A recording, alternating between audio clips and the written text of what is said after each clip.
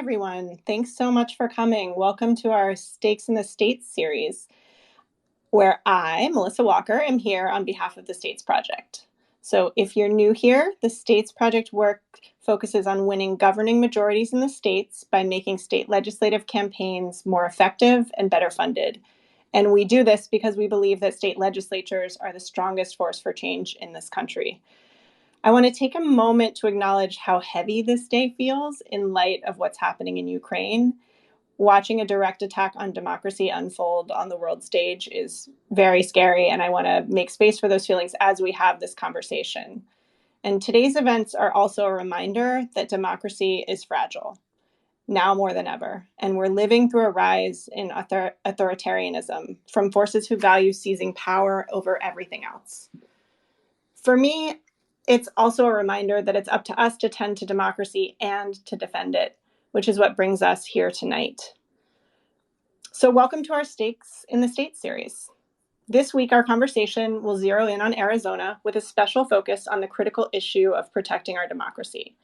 To support us in this conversation, we have two special guests who will provide unique insight about the importance of voting rights protections on the state level.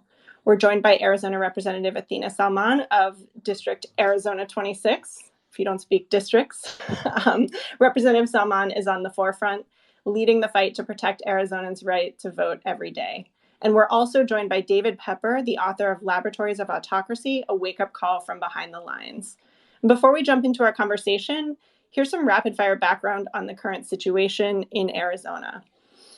According to an NBC report, the Supreme Court upheld a ruling this summer that said Arizona did not violate the Voting Rights Act when it passed a law in 2016 allowing only voters, their family members, or their caregivers to deliver a filled-out ballot. The court also upheld a state policy requiring election officials to throw out ballots accidentally cast in the wrong precincts. Now, according to Rick Hassan, a law professor at the University of California, Irvine, this move significantly dilutes the Voting Rights Act.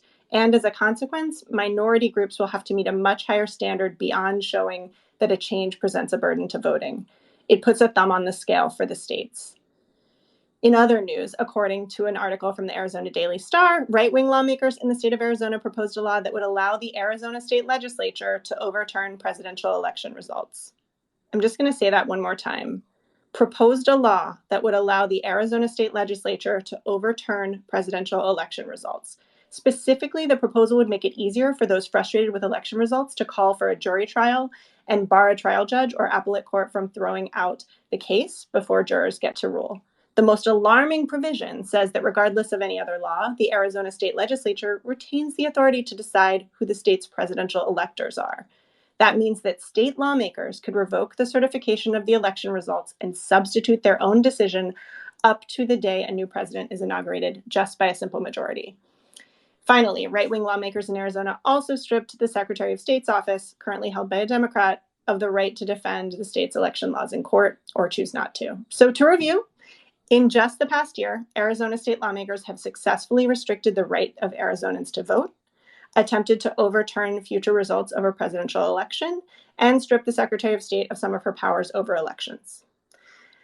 Okay, I'm going to reintroduce our two guests after that long preamble. So here to talk with us about the fight to protect our democracy in Arizona and beyond is Representative Athena Salman, who serves in the State House. She's joined by David Pepper, author of Laboratories of Autocracy, a wake-up call from behind the lines.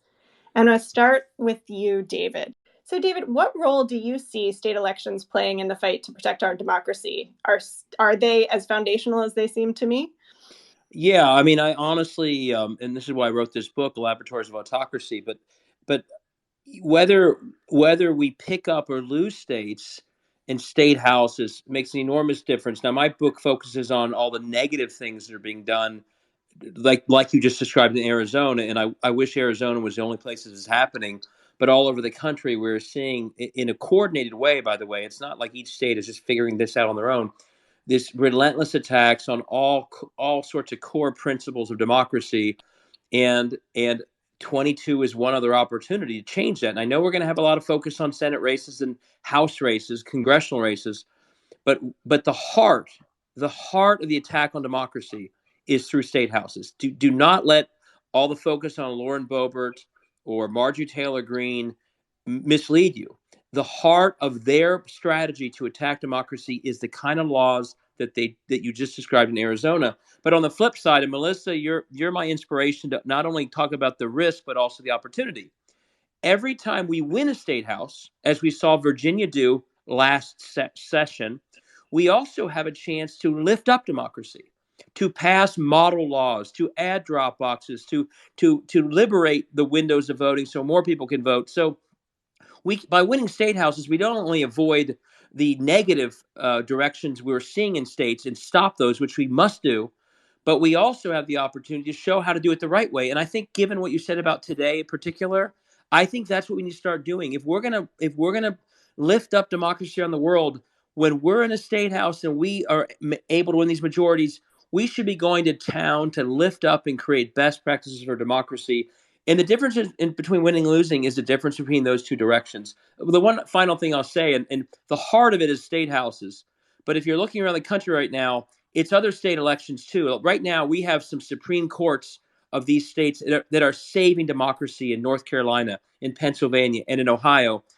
And we know boards of education too. The heart is the state houses, but there are a lot of other positions that are also there that can play a really important role in uplifting democracy. So you're obviously focused on the exact thing we need to be focused on. Thank you so much. And I think I say it a lot, but I think the term down ballot isn't maybe a little more where we should focus.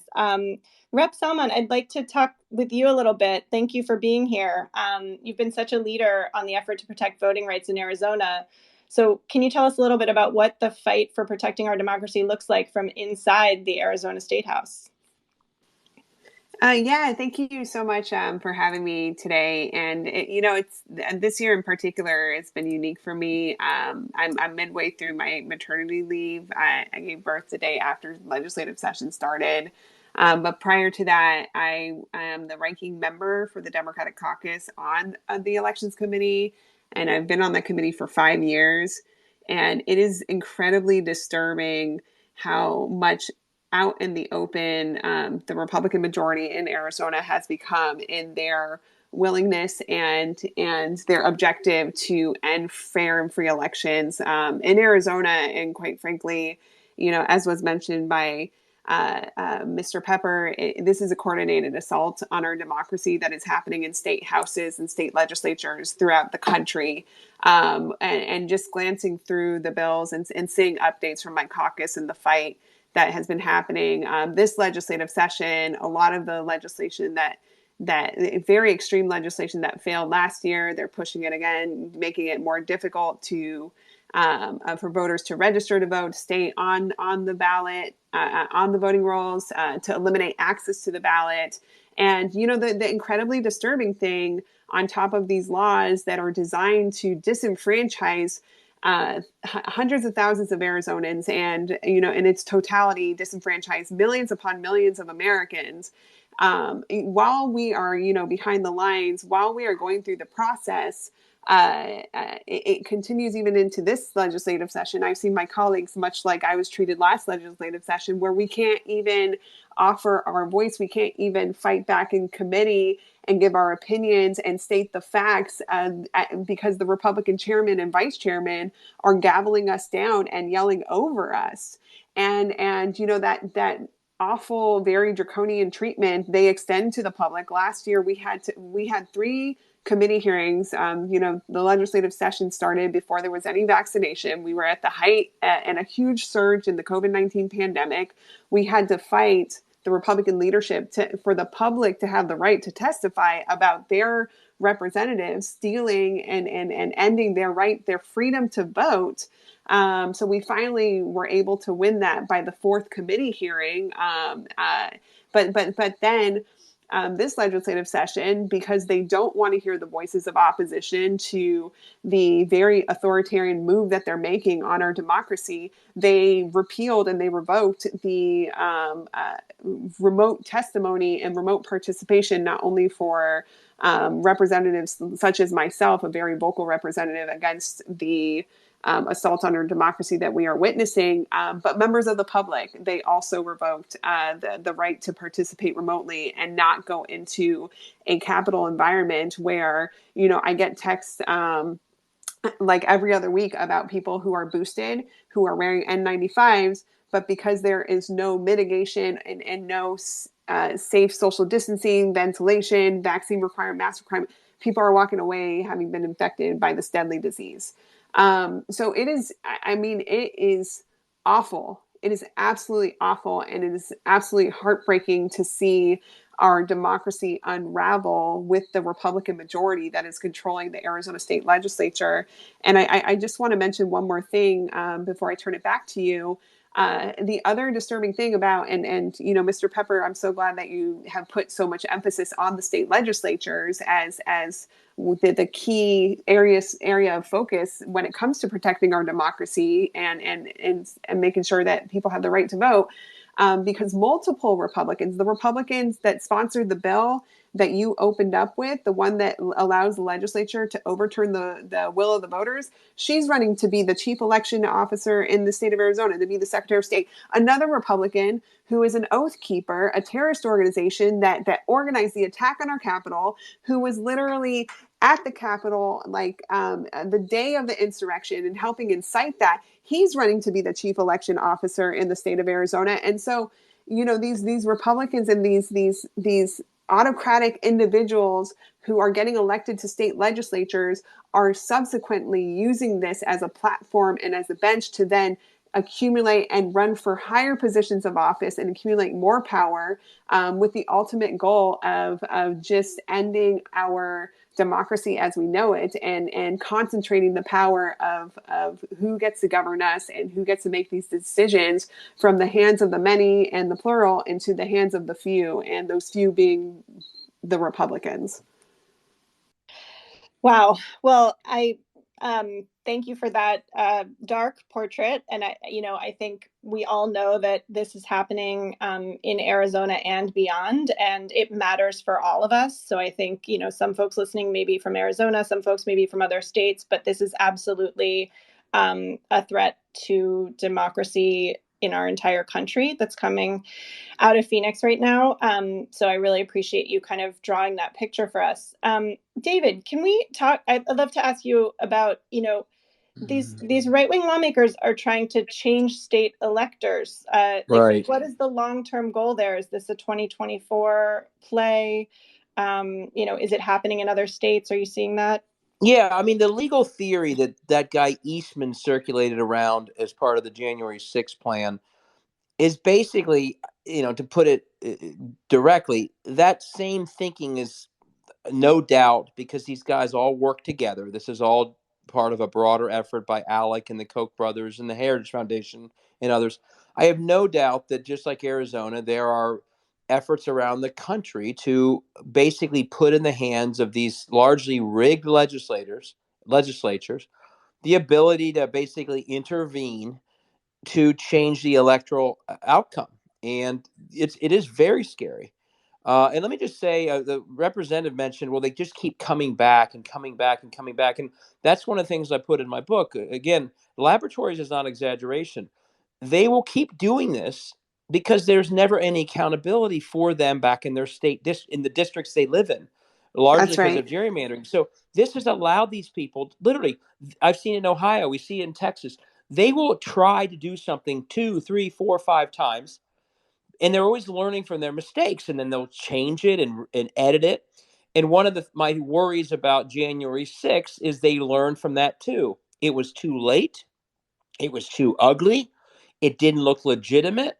So if they can accomplish through state house lawmaking essentially the ability to do what they were trying to do when everyone was watching, and including this horrific storming of a building, if they can do it in advance where it doesn't look so over the top, that's what they're going to do. And one of the reasons why we cannot let up on the U.S. Senate to pass these new laws is unless the Congress clarifies how the Voting Rights Act should be interpreted, that decision guts and comes up with all sorts of ways, as you said, that states can get around what used to be some real teeth in the Voting Rights Act. So that decision went way beyond even just upholding the laws of Arizona and created a really damaging precedent that really undermines the heart of some of the enforcement of the Voting Rights Act. So it's I don't think that we can afford to have the Senate just quit after one try. They need to add teeth back in the Voting Rights Act to basically reverse that decision. I'm with you there, and I also just, I want to make this point because I think about it all the time. We really need every state to have their own Voting Rights Act, just the way Virginia Absolutely. passed, and because this is a foundational right, and if it's not secured state by state by state, there will always be people trying to get around it, even if it's implemented at the federal level. So, I yeah, agree. I'm absolutely What, with yeah, you what there. Virginia did, that Virginia literally added, it was brilliant. They added their own pre-clearance requirement, which used to be applied on states under the Voting Rights Act. They did it with throughout Virginia, which I think was really, really smart. So when we get in offices and we actually have the majority, we should be pushing pro-voter bills as soon as we get there. And some Democratic states, I hate to say it, are not doing that. Yeah, no, absolutely, absolutely. So I don't want to. I want to be conscious of time, and I know we've spent a lot of this time talking about democracy, which is obviously a very big issue and very much on our minds. But Rep. Salman, I also wanted to ask you. We know the power of state legislature stretches well beyond that, and specifically on many people's minds is what will happen if Roe versus Wade is gutted this year. So, what would that mean in Arizona under the current majority? And this is so connected to the fight for our democracy and the fact that the reason that we get these extreme lawmakers on the right, and the reason that we get these extreme laws that are not supported by the majority of Arizonans and Americans is because they are not accountable when it comes to election cycle. And so what that means for reproductive freedom in Arizona is that Arizona, according to the Reproductive Health Journal Contraception, Arizona has been flagged to be the worst state in the country for what that reality would mean if Roe v. Wade was to be overturned, which seems to be pretty much a reality this summer. Given the fact that we have territorial, from when we were a territory, criminal bans on abortion and contraception still on the books that the Republicans refused to repeal. We last legislative session in 2021 passed a fetal personhood law. So if a pregnant person miscarries, they could find themselves across the table with the prosecutor or having conversations with law enforcement about why their pregnancy was terminated and ended early. The potentially affected population in Arizona is 1.3 million people who are of reproductive age, who could find themselves in this very criminalized environment when it comes to not only abortion care, but it also comes to just basic reproductive health care. And alarmingly, the new average distance to the nearest abortion clinic for Arizonans will increase by 1,300 percent, going to about 247 miles for anyone that's going to need abortion care. Again, the reason that this is our reality is because simultaneously the extreme right, the radical right that controls the Arizona legislature is also launching a full-on attack on our elections to make it harder to vote and to make it easier to disregard and toss out votes that they don't agree with and they don't like. And so simultaneously we end up with this very draconian environment. And this is just based on laws that are already on the books. But we have this environment because they don't need to respond to the will of the people. They need to respond to the will of the radical base that fuels them. Wow. Yeah, it's chilling, I would say. And, something that does give me a lot of hope, as the States Project is working to help change the majority in Arizona. And despite the fact that we are, talking about all of these radical right moves to dismantle democracy and also pass laws that, essentially harm folks. It is a very close margin in Arizona, closer than you would think. One seat in each chamber to tie, and two seats to completely shift the balance of power in the Capitol. So, what would the legislative priorities look like if your caucus had the majority, Rep. Salman? Yeah, that's the exciting thing about Arizona, and I also think that's part of the reason why we're seeing such an extreme reaction, because the margins are so close, because the Republicans only have a one vote majority in both chambers, and if Democrats were to get the majority, we first on the docket would absolutely be secure everyone's freedom to vote. And that is, again, foundational to living in a civil society, foundational to living in this country. I believe, Arizona is the only state in the country that doesn't actually guarantee a constitutional right to vote. So that is something that many Democrats have expressed interest in, having a constitutional amendment. So it has the highest level of protection, regardless of who is the party in power. In addition to measures to not only repeal these attacks on reproductive freedom, especially abortion care, but follow suit in what other states have done, which is pass laws that would make reproductive rights very much secure, and very much protected through state law. So these are some of the things that Democrats are interested in, and this is only scratching the surface, because we just came very close to midway through the fiscal year defunding by the Republican majority, defunding our public schools by $1.2 billion, and our public education system is now the 50th worst in the country because of how much they've neglected it. And so, of course, this is also a number one priority, if and when the Democrats get the majority of the state Senate and the state House.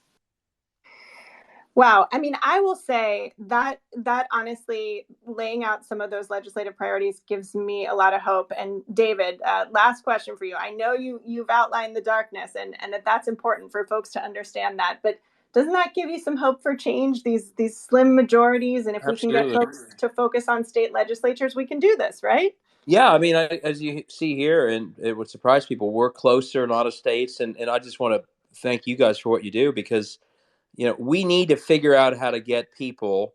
We've all seen it, and Mitch McConnell has a challenger, hundreds of millions of dollars. Other Senate races, hundreds of millions of dollars, and good for the. I don't ever fault a candidate for raising a lot of money, but we need to figure out how to convince the everyday donor, small dollar in particular, to get as excited about the opportunity to flip Arizona's state house and what that does for democracy and other state houses as we get about certain Senate seats, especially if it's because we just don't like the senator.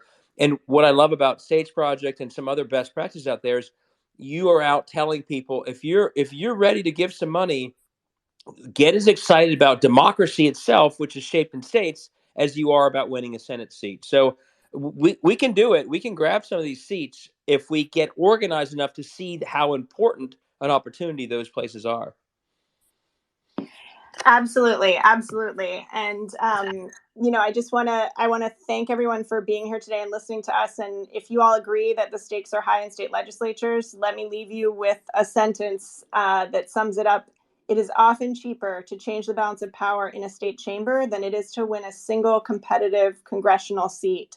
So take that in. Organizing resources for this work can do so much. So please remember to sign up to receive updates from the States Project by going to statesproject.org/action. That's statesproject.org/action, or clicking the link in our most recent tweet. And try to get 3 to 5 of your friends to sign up and join us for the next Twitter Space conversation, which will happen next week. You can look for more information on our social media channels. And follow us on Twitter. We'll post snippets from today's conversation, and make sure to share our content to educate more people around what's going on today in Arizona and in state legislatures across the country. Those 50 mini Congresses are foundational, and we have to focus there. So thank you to both of our guests. David Pepper, his book, Laboratories of Autocracy, is a real must read. And Rep. Salman, really, thank you so much for being here and giving us such good insight into Arizona. So good night, everyone. Thanks very much.